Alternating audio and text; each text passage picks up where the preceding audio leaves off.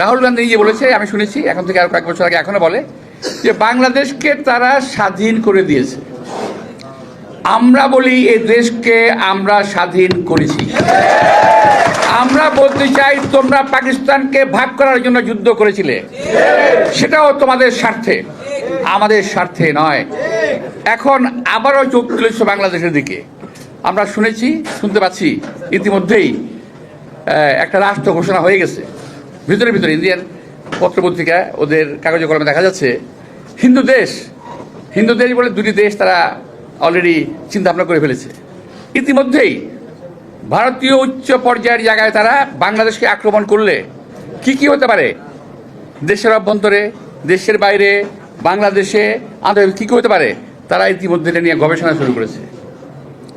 আপনারা যারা সোশ্যাল মিডিয়ায় যান, দেখেন যারা, তার দেখবেন এটার মধ্যে এটা পরিষ্কার পাবেন। যারা এই দেশের দিকে লোলুপদৃষ্টিকে তারা তাকাচ্ছেন, অর্থাৎ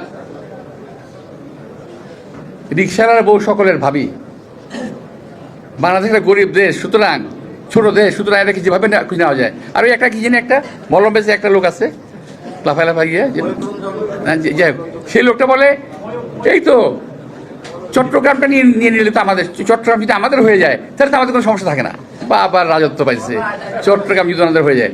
ভাই একটা কথা মনে রাখতে হবে, আমাদের সোলজার কম, তাই না? এটা আমাদের প্রতিবেশী দেশ ভাবে, কিন্তু আমি তাদেরকে ভাবতে বলবো যে আপনারা 71 সালের মুক্তিযুদ্ধ দেখেন, বিনা ট্রেনিংয়ে কিন্তু আমরা যুদ্ধ করেছি। আপনারা এই 24 সালের হাসিনার পতন দেখেন, বিনা অস্ত্রে আমাদের সন্তানেরা আমরা যুদ্ধ করেছি। বাংলাদেশের 20 কোটি লোক কিন্তু সোলজার, এই কথা আপনাদের মনে রাখতে হবে। যদি বাংলাদেশ আপনাদের দখল করতে হয়, 20 কোটি লোকের রক্তের উপরে পাড়া দিয়ে আপনাদেরকে এই দেশ দখল করতে হবে।